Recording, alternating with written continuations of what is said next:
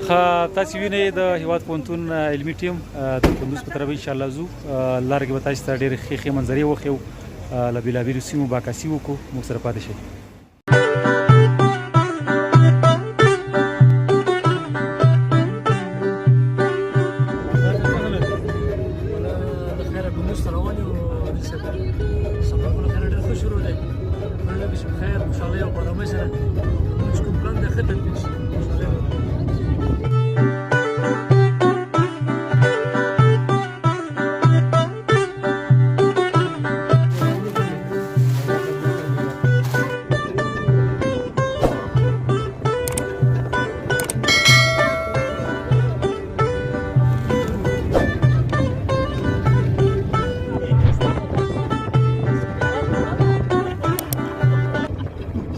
پروان تر ورسېدو خاکسار صاحب چاریکار ولایت د پروان یو ساعت مزل هم کړی که نه د کابل نه یو نیم ساعت مزل هم وکړو د کابل نه الله هم روان دي د خیره مخ ته ځو تر سالنګونو به تېر شو انشاءالله بغلان کندوز ته به ورسېږو. همداسې بامیان ته ځو دا د غوربند دره ده دا مخامخ چې دی دغه د مټک پل چې ورته وایي د مټک نه تر اټکه زموږ کور دی او دا مخامخ چې دی دا چې ګورو دا د هندوکش دی چې اوس به ځو سینه به ځیر و غوربند سیند دی دا هم د سراج بازار دی جبل سراج بازار دی دې ځای نه عادل صاحب هغه د کار نه کوي ها ټلیفونونه بیا کار نه کوي ډېر سالنګ دغه مخامخ چې ګورې دغه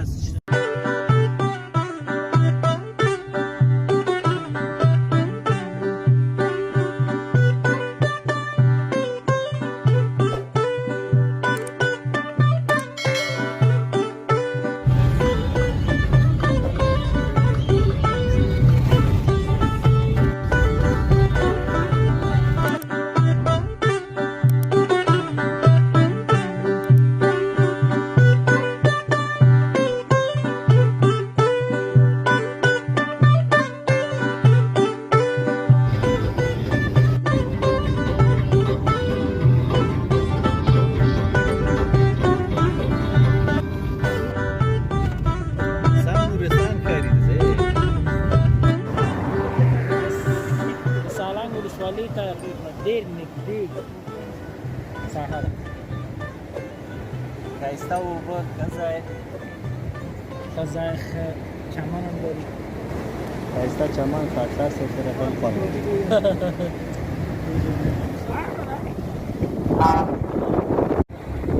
دوستانو د سالنګ سیمه ده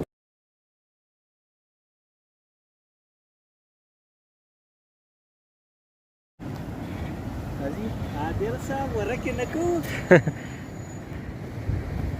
ورکې ته یک څوک لري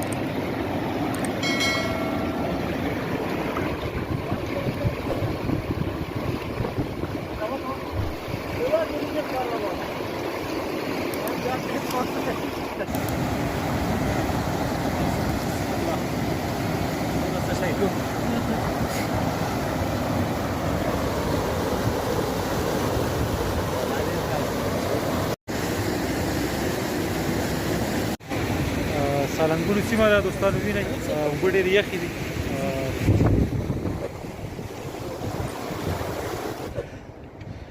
خاکسار صاحب راغلی بخیر راځه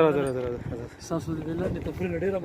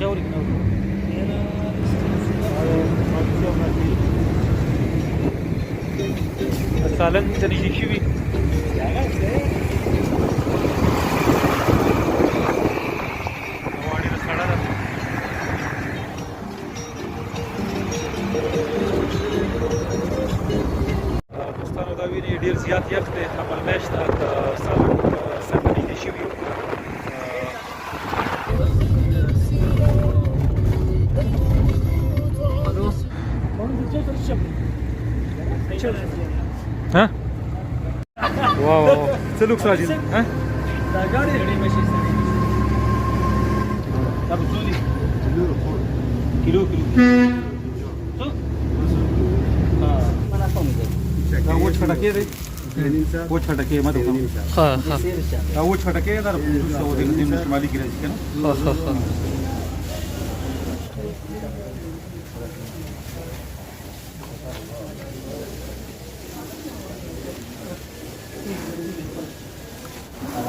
ډېر خواږه او مسکۍ کروت دي ها او ډېر مزام کوي خوندور دي تازه دي کنه وای دا د مسکي دي او هغه دي دا ډېر نرم ها ها عادل صاحب تاسو مل مسانه ډیره مننه په رمضان دا څه شي خوري دا خوراک د شي دا پلاو دی قابلی پلاو کوم ځای پلاو دی ها دا دوشي پلاو دی کوم ځای پلاو دی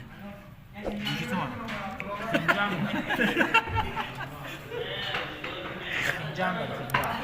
دا د خنجان پلاو دی رسول صاحب ډیره مننه تاسو کور ودان مقبره یو کس ته د نظام الدین اولیاء په نامه ها ها دا مخکې په امام صاحب کې خښ کړی سوی او بېرته دلته راوړی ده په دې زمانه همدلته اوسېږي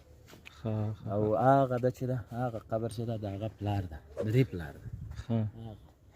دا زوی پلار نه ولې ډېر چیک ده دا زما په خیال ډېر د پیر و دا پیر و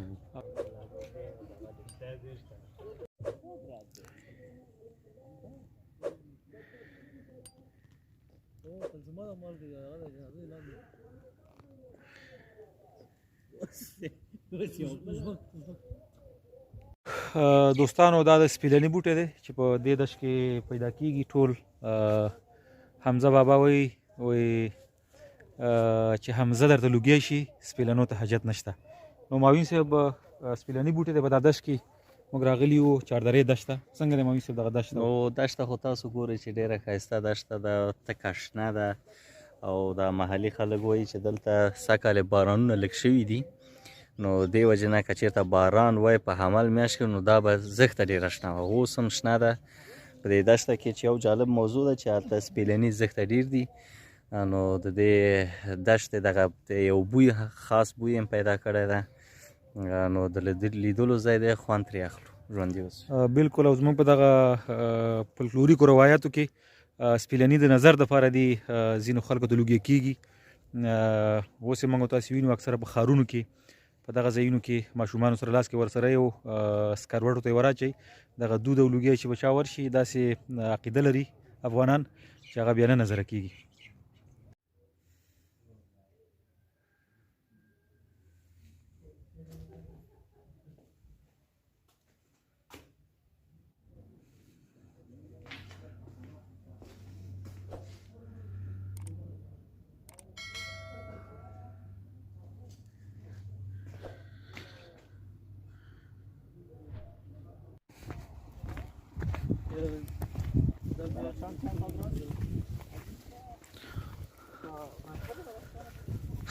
دا د پستې ونې دي که نه جناب عادل صاحب دغه بوټی چې تاسو ګورئ دا په چاردرې ولسوالۍ کې د چاردرې په دشته کې د پستې بوټی دی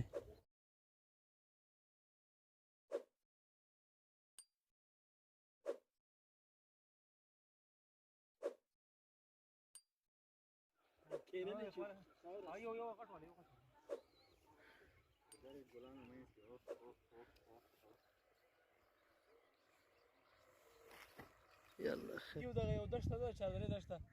کله ښکته ځو کله پورته ځو یقین وکړه اصولي صاحب به هماغه دا کار را باندې وکړو پوه شوې پل ځکې بېرته کښته کړی و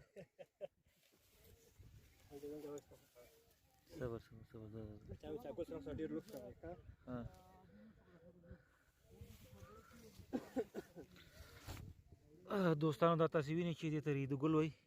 ګلي سرخ هم ورته وایي چې دا د چاردرې په دشت کې راغوړېدلي دي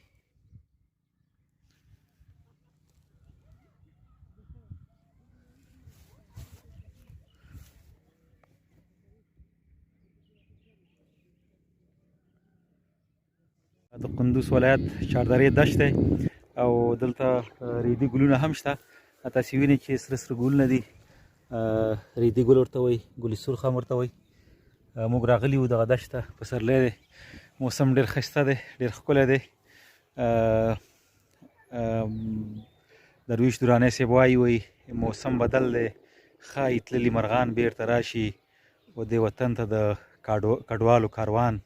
بیرته راشي نو خدای دې وکړي چې دغه د کډوالو کاروان بیرته راشي خپل وطن ته ګل وطن مو دی پسرلی دی ډېر ښه خوند کوي هغه شټفه ده که نه وایي له هره ډاګه د لونګو بوی راځي نه دا ښکته وینئ دوستانو چې دغه وطن دی خلک دي کورونه دي خو نن هوا یو څه ګردجنه ده ګرد دی نو ډېر ښه نه راځي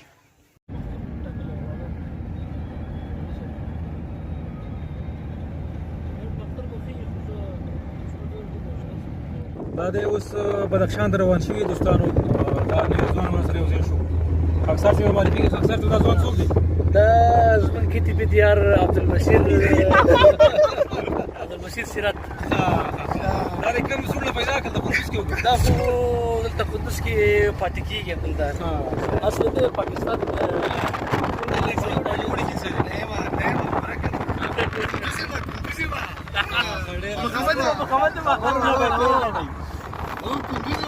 سرجي سلامونه سره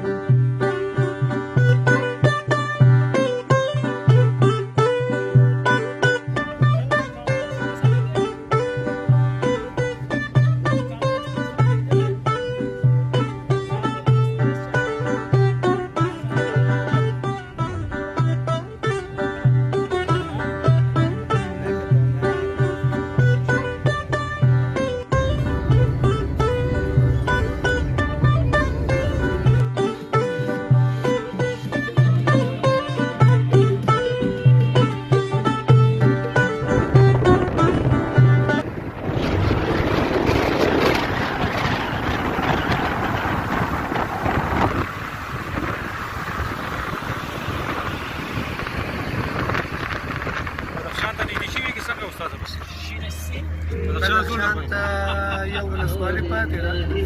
هغه یو ولسوالۍ نه تېر شو انشاءالله بیا به بدخشان ته رسېږو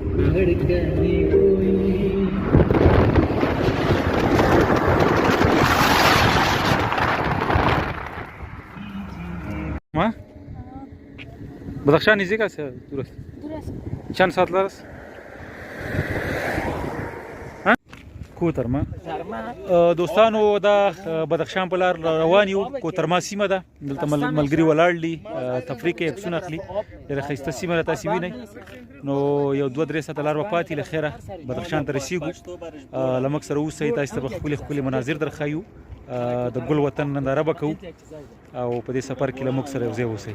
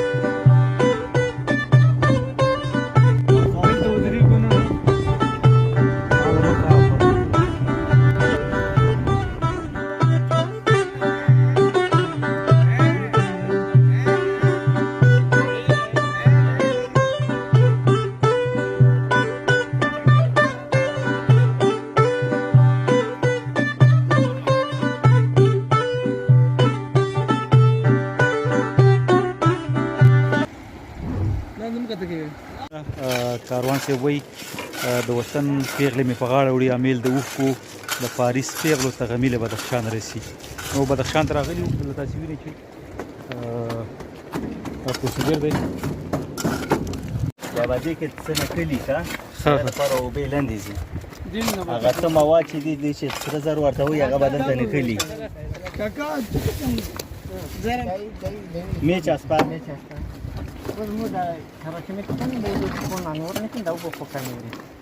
فقط اول چیز پیدا کردی؟ نمیری کم کم میشم باز داوز کار شروع کردی خیره.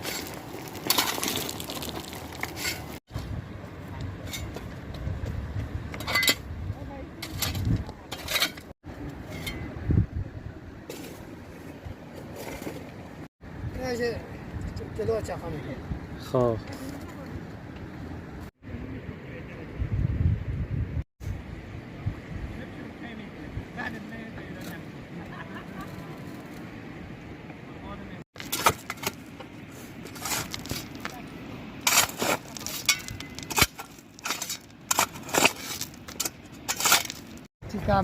شما این را از کدام البته او میاره از کدام جایی جا؟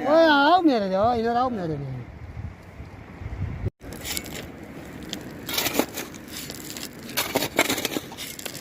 سم بلس د بخت او طالع لوبه دا خلک همدا شګه یا ریک په همدغه ماشین کې وراچوي او د بخت او طالع سره سم پې سره زر یا طلا کاږي. معلومه ده چې د ورځې په وروستیو کې بخت څومره کار کوي.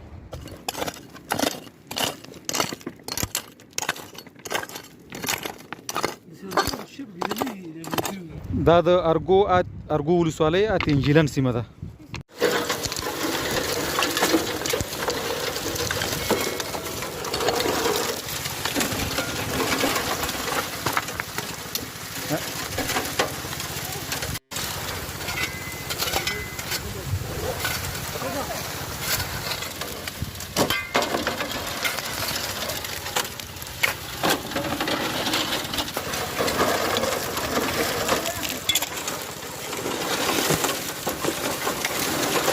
خو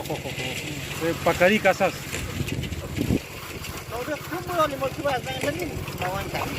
صحیح.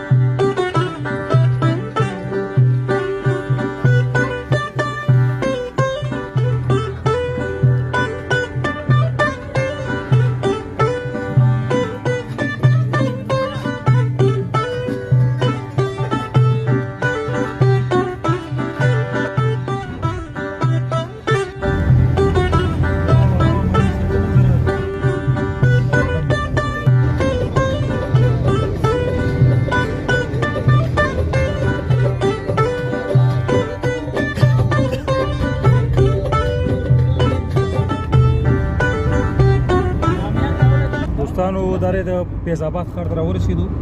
بدخشان ته. څو ساعته مزل مو وکړو خاکسار صاحب د کندوز نه؟ شپږ ساعته نه ده لاله، ښه ښه. د نیم ساعته. تر ټولو مهمه خبره دا وه چې لارې ډېره ښایسته جوړه ده، ډېر ښایسته سړک دی، ډېر باکیفیته جوړ دی او لاره کې ځای ځای ډېر ښایسته منظرې وي تاسې ولیدلې. نو موږ دا راورسېدو، له خیره دلته پاتې کېږو، دا موږ سره اوسئ.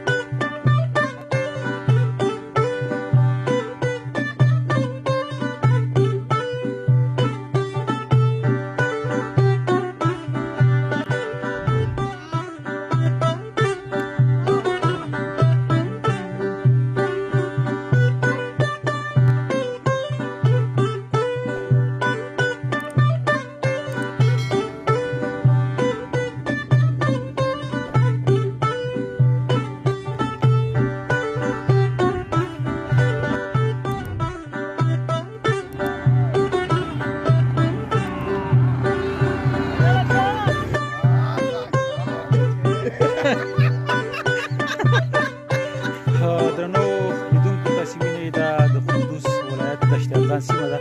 چې نن لمر هم یو څه تیز دی 2 ورځې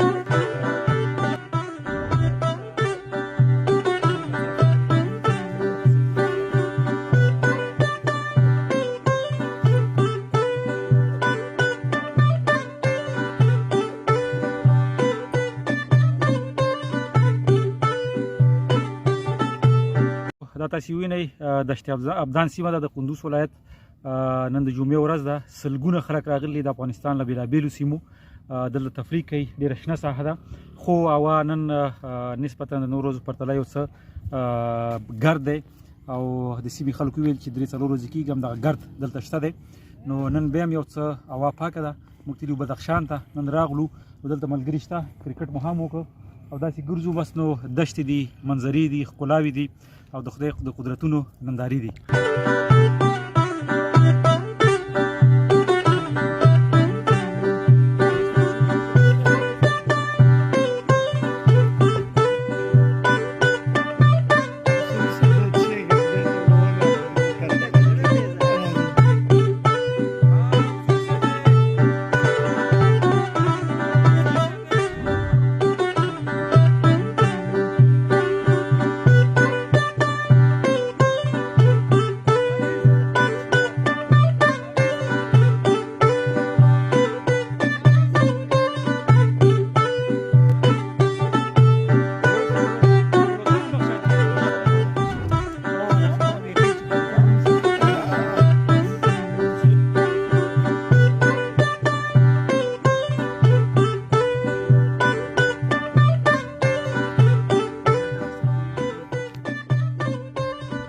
وریځې راوله باران راوله او زلفو له شړنګ ورکه توپان راوله